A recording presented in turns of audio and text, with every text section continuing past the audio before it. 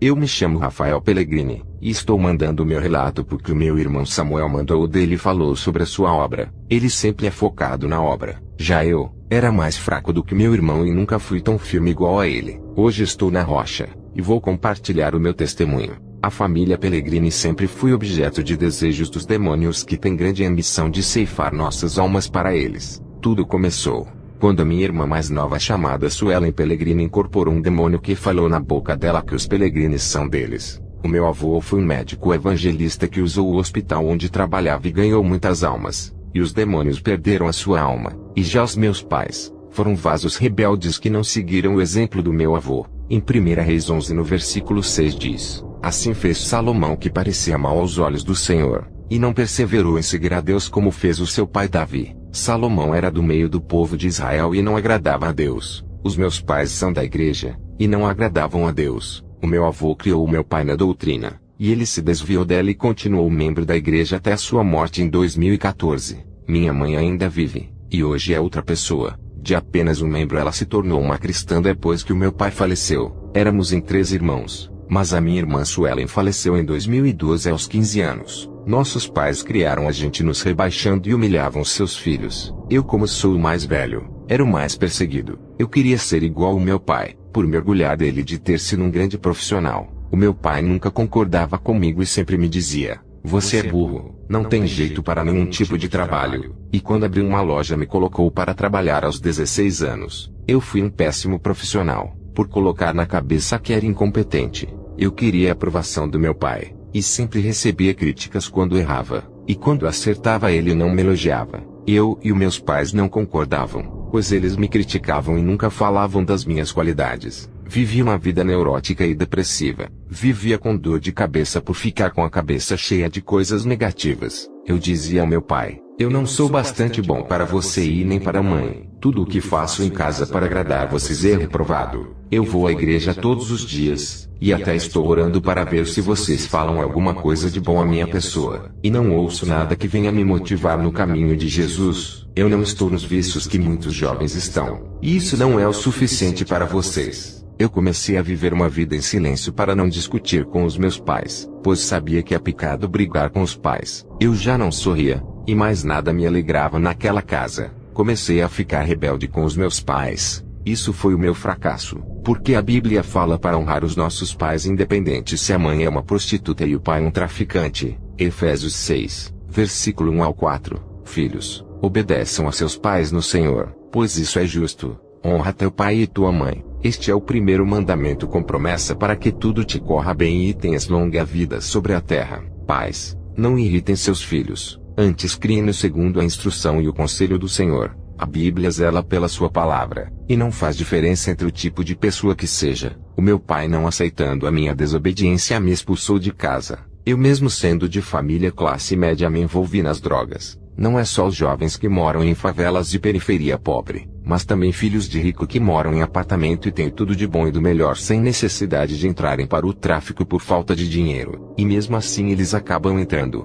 Essa falha dos meus pais me jogou no mundo de uma vez, onde fui cercado de tudo que não presta no mundo. E sem alternativa fui morar na casa dos meus amigos. E lá comecei a beber álcool e usar drogas. Eu comecei a ir aos bailes com os amigos e voltar às madrugadas. E teve um dia que eu voltava de carro do baile, e um esqueleto de capa preta me seguia. Ele estava voando uns 2 metros em cima do meu carro e vinha atrás de mim. E coisas estranhas começaram a acontecer naquela madrugada. Eu vi quando um motorista quase bateu o carro no meu. E depois uma moto passou com alta velocidade que arranhou a lata do meu carro. Parecia que aquele esqueleto voador estava controlando aqueles veículos para me matar. Espírito da morte terrível que esperou eu sair da igreja para atentar contra a minha vida. Ali, descobri a sede que o demônio tem pela minha alma. Eu me envolvi nas drogas e comprei uma quantia delas, um total de R$ 200 para pagar no outro mês. E Satanás trabalhou no coração do meu chefe na empresa para mandar me demitir. Eu fiquei desempregado, e não consegui pagar a dívida. E à noite, eu vi o espírito da morte caminhando pelo quintal. Não era o mesmo esqueleto que tentou me matar no acidente de carro. Esse espírito da morte era diferente. Ele tinha traços no rosto esquelético diferente.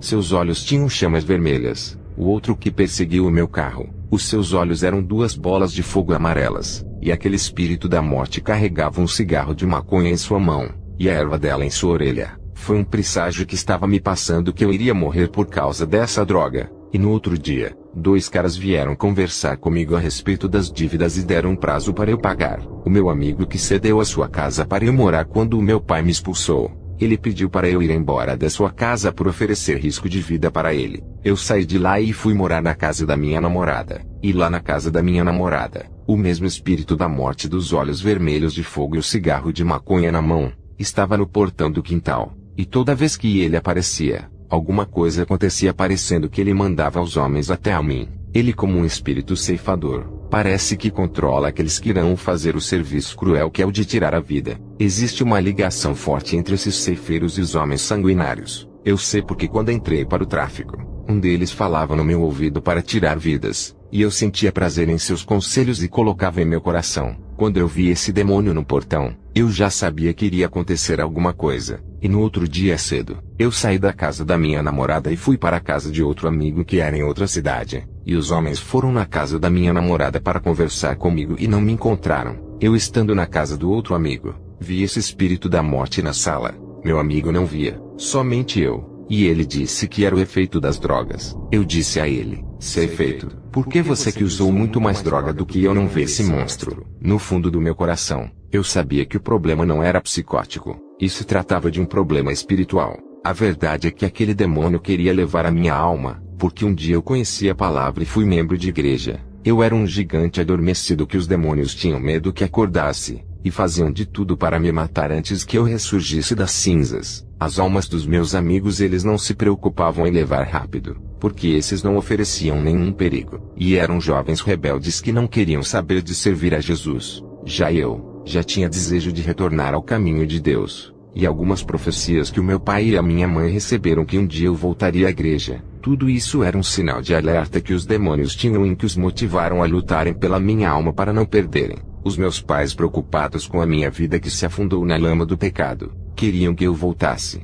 Eu já estava tão acostumado com o mundo que não queria mais viver uma vida junto com os meus pais indo à igreja. Os meus pais oravam pela restauração da família. A batalha de orações começava, e na casa do meu amigo, de tanto ele falar que eu via coisas demais, e ele que usava drogas mais fortes não via nada. Eu comecei a pensar que aquele esqueleto de capa preta era coisa da minha mente. E foi quando que esse ser entrou no meu quarto. Eu estava acordado, e ele tocou no meu pescoço e consegui sentir os ossos de suas mãos esqueléticas. Ele dizia assim: eu sou real.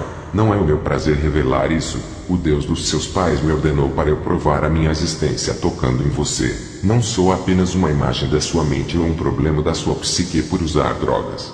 E aquele ser me enforcou, e pela primeira vez clamei a Deus, e ele desapareceu. Toda vez que ele apareceu, enviou os seus secretários para me visitar. A minha namorada havia ligado, dizendo que 2 homens foram em sua casa e pediram informações sobre onde eu estava. Eles me encontraram e recebi esses homens, e disse a eles que eu não estava fugindo deles, é que não tinha onde morar. E quando ficava em uma casa morando de favor, as pessoas ficavam com medo de morrer por minha causa. E me explicava. Eu disse a eles que não paguei as drogas porque fui demitido do trabalho, e aqueles homens me ofereceram um trabalho na boca de drogas para eu pagar as minhas dívidas. Um abismo chama o outro, sem escolha. Aceitei a oferta para não morrer e comecei a trabalhar na boca de drogas, e paguei as minhas dívidas. Também comprei um terreno e fiz uma casa. Parecia que os meus problemas estavam tendo uma solução.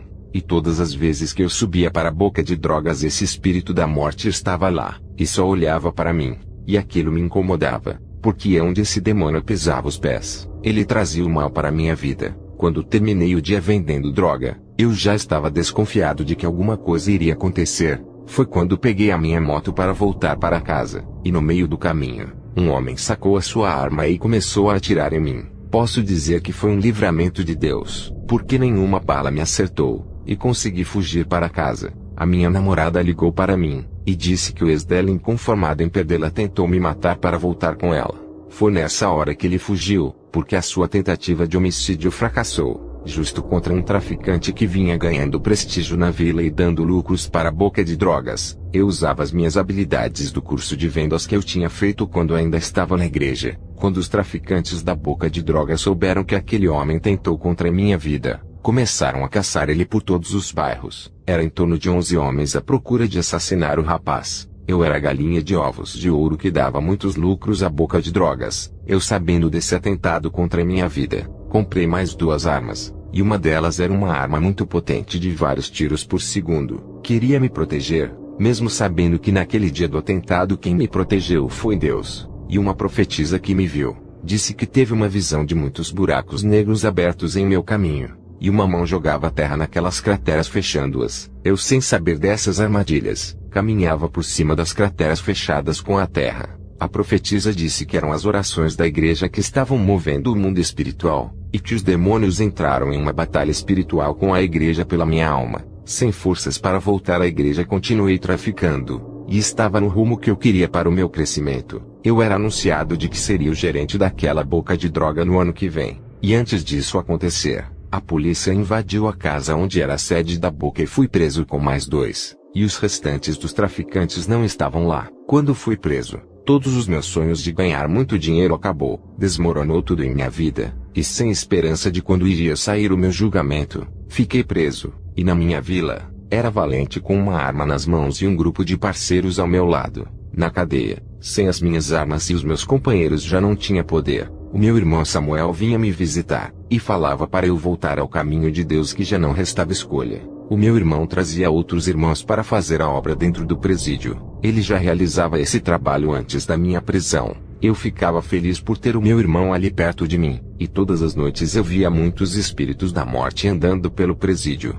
Eram esqueletos que dava para ver a escuridão nos buracos dos seus olhos. Eram muitos e diferentes. E a treva que via no buraco dos olhos parecia que eles estavam prontos para levarem as almas ao inferno. E toda vez que eu via um desses na cela de alguém, tinha brigas e até mortes. Quando eu via esse espírito da morte perto de alguém, dias depois aquela pessoa era assassinada dentro da sua cela. Eu via muitas portas do inferno se abrindo no chão daqueles presídios e as almas descendo. No presídio, é como se fosse um celeiro de almas para serem levadas. Eles são iguais ovelhas que são levadas para serem abatidas a qualquer momento. Esses espíritos da morte olhavam para mim como se eu oferecesse perigo para eles. E com essas visões e o belo trabalho que o meu irmão fazia dentro do presídio, eu me reconciliei e aceitei a Jesus. Dias depois, eu vi um rapaz ser possuído por um demônio e empurrou a faca na minha barriga. Eu não sei como aquela faca chegou até ali. Só sei dizer que esse rapaz sempre conviveu em paz comigo. Ele, ao me esfaquear, olhou para mim e deu uma gargalhada. Parecia que estava possuído. Eu tenho certeza que não era ele ali. Eu sempre o tratava bem. Os demônios estavam furiosos por eu ter retornado ao caminho de Deus, e estavam usando de retaliação com toda a sua ira. Era uma forma de me intimidar, me fazendo desistir de voltar ao caminho de Deus. E ao receber o impacto da faca, a minha visão escureceu, e eu comecei a ver outra visão que ainda não tinha visto. Eu vi uma porta do inferno se abrir, e a força me puxava igual a um ímã. Quando a minha alma saiu do meu corpo, eu vi um ceifador que veio me buscar diferente dos outros. E foi naquele momento que uma bola de luz caiu naquela cela, fazendo a porta do inferno se fechar e o ceifador desaparecer. A porta que eu vi se abrir, estava escrito em um latão o nome: "Seja bem-vindo ao inferno". Eu posso dizer que tinha 7 vidas, porque foram vários atentados que sofri na minha vida pelos demônios. Muitas coisas que aconteceram não foram coincidências ou algo normal. E tenho certeza que os demônios influenciaram várias pessoas contra mim. Eles manipularam as pessoas e até possuíram para me assassinar. E ferido, fui para o hospital onde me recuperei e voltei a cumprir a minha pena. Ajudei o meu irmão a fazer a obra, ele sendo livre, e eu como um presidiário dos homens e não de Deus. Deus abençoe a você que está ouvindo esse testemunho. Amém.